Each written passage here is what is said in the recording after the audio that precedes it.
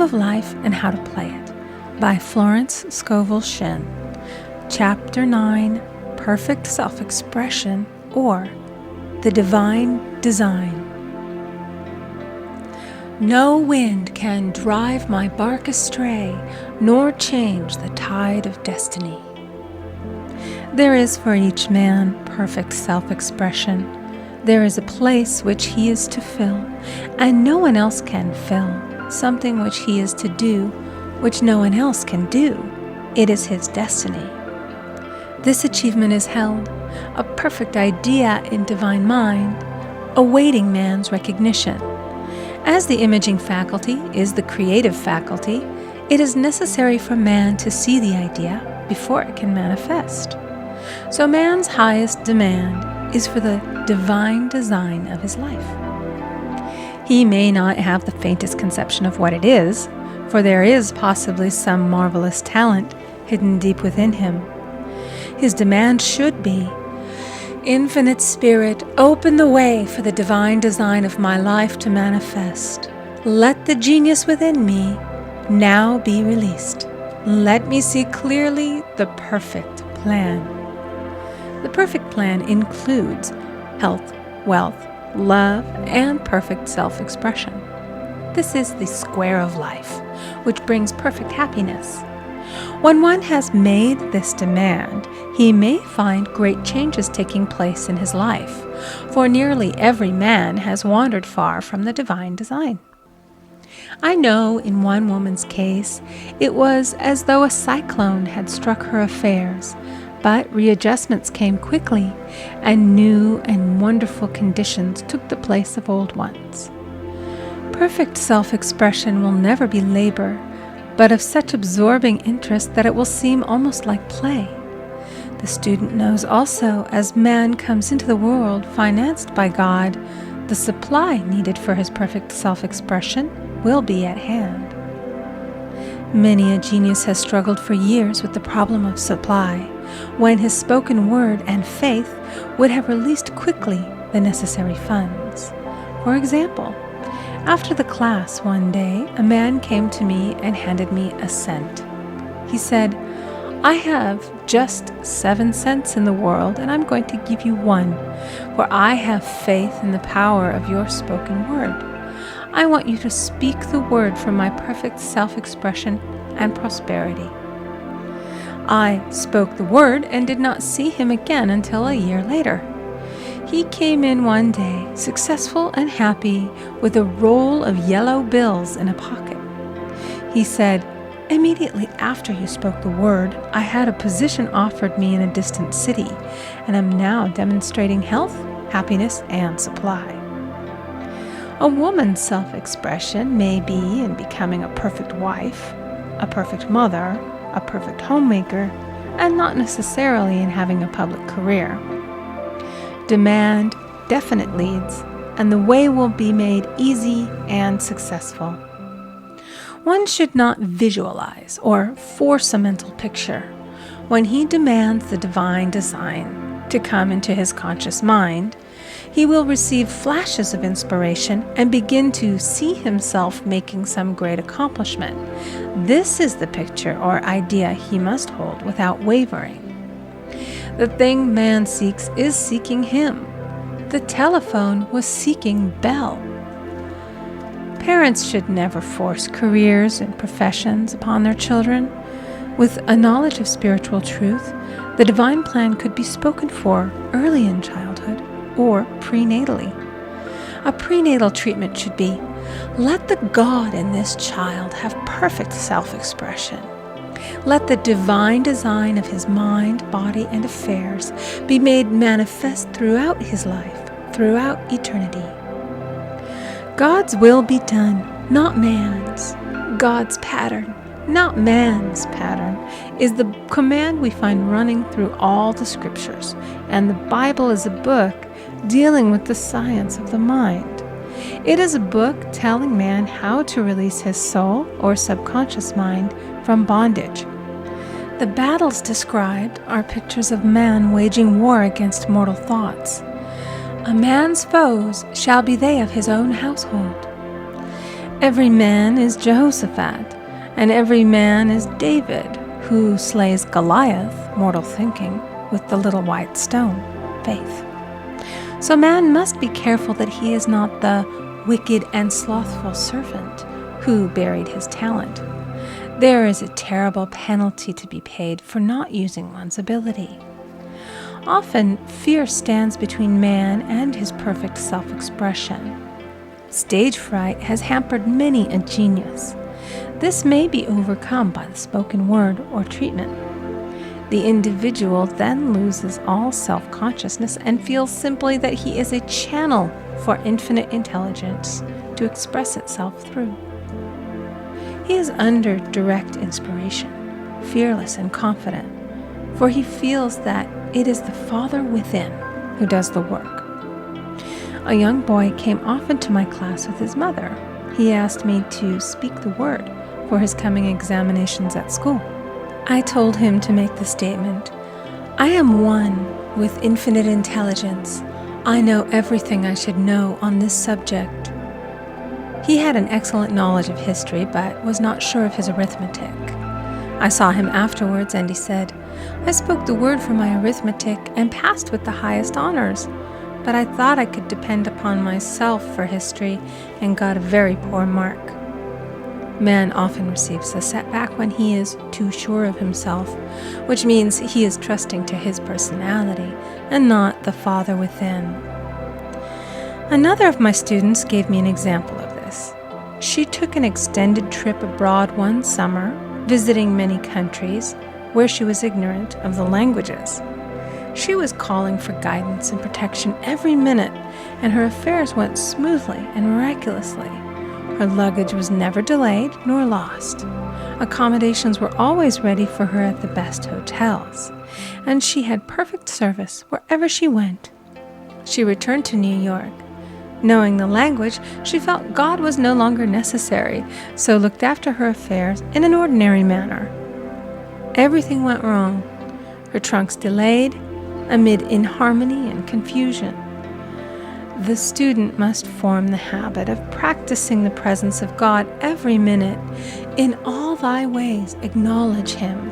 Nothing is too small or too great. Sometimes an insignificant incident may be the turning point in a man's life. Robert Fulton, watching some boiling water simmering in a tea kettle, saw a steamboat. I have seen a student often keep back his demonstration through resistance or pointing the way. He pins his faith to one channel only and dictates just the way he desires the manifestation to come, which brings things to a standstill. My way, not your way, is the command of infinite intelligence.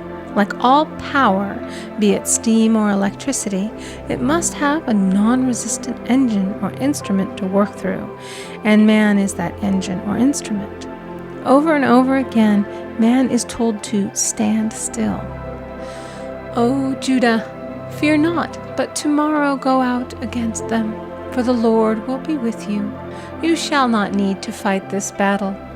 Set yourselves, stand ye still, and see the salvation of the Lord with you.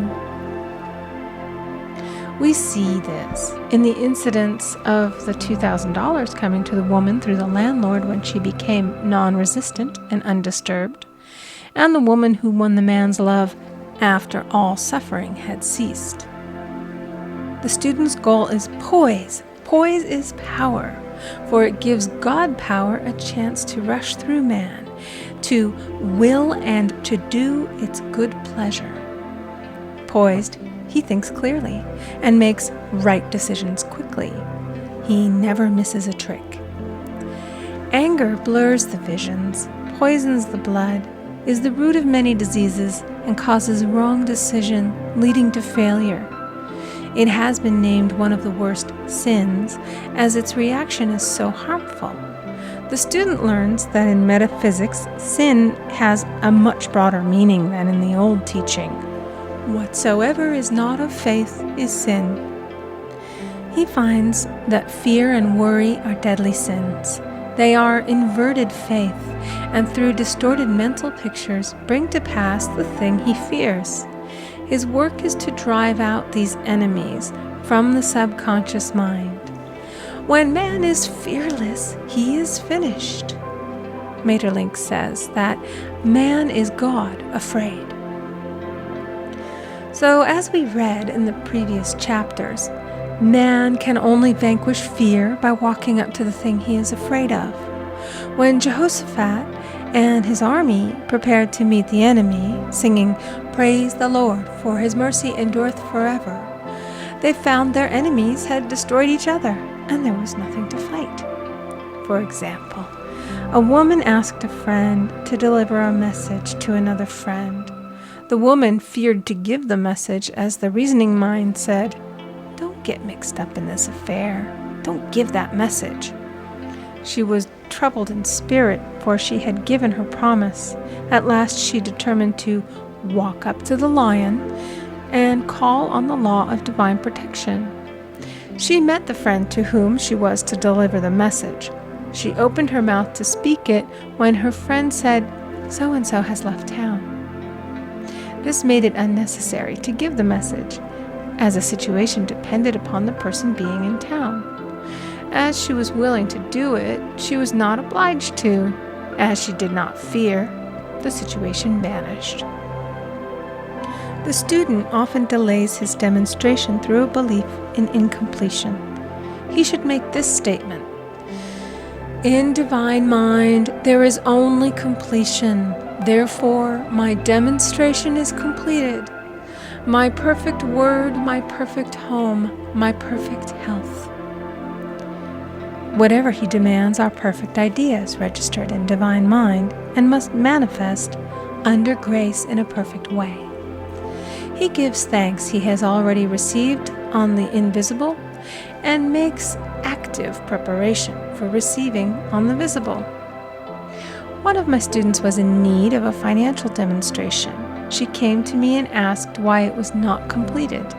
I replied, "Perhaps you are in the habit of leaving things unfinished, and the subconscious has gotten into the habit of not completing. As the without, so the within." She said, "You are right. I often begin things and never finish them.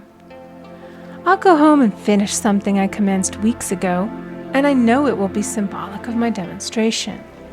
So she sewed assiduously, and the article was soon completed.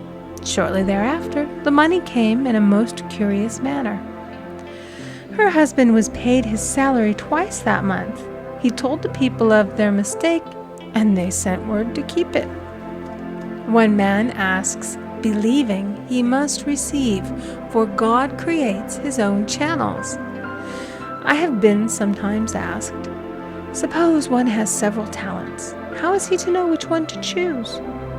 Demand to be shown definitely. Say, "Infinite Spirit, give me a definite lead. Reveal to me my perfect self-expression. Show which talent I am to make use of now." I have known people to suddenly enter a new line of work and be fully equipped with little to no training, so make the statement, "I am fully equipped for the divine plan of my life," and be fearless in grasping opportunities. Some people are cheerful givers, but bad receivers. They refuse gifts through pride or some negative reason, thereby blocking their channels, and invariably find themselves eventually with little or nothing. For example, a woman who had given away a great deal of money had a gift offered her of several $1,000s. She refused to take it, saying she did not need it. Shortly thereafter, her finances were tied up, and she found herself in debt for that amount. Man should receive gracefully the bread returning to him upon the water. Freely ye have given, freely ye shall receive. There is always the perfect balance of giving and receiving, and though man should give without thinking of returns, he violates law if he does not accept the returns which come to him, for all gifts are from God, man being merely the channel. A thought of lack should never be held over the giver.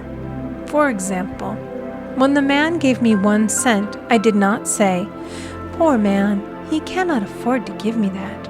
I saw him rich and prosperous with his supply pouring in. It was this thought which brought it.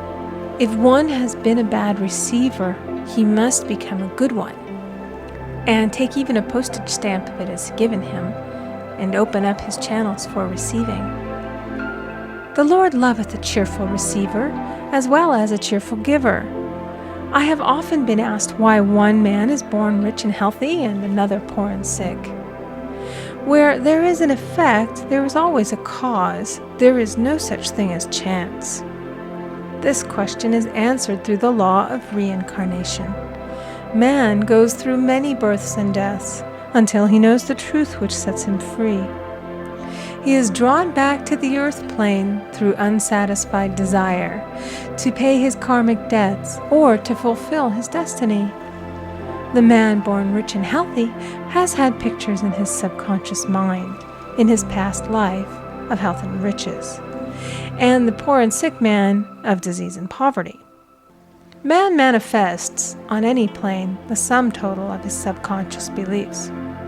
However, birth and death are man-made laws, for the wages of sin is death. The Adamic fall in consciousness through the belief in two powers. The real man, spiritual man, is birthless and deathless.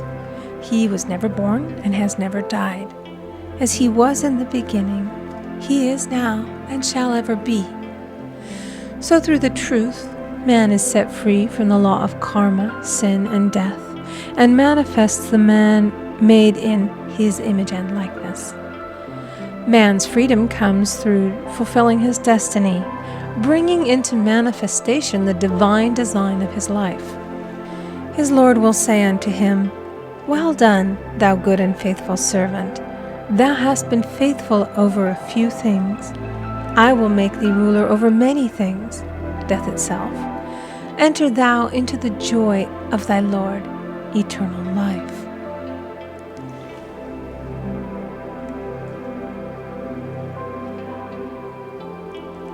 End of Chapter 9.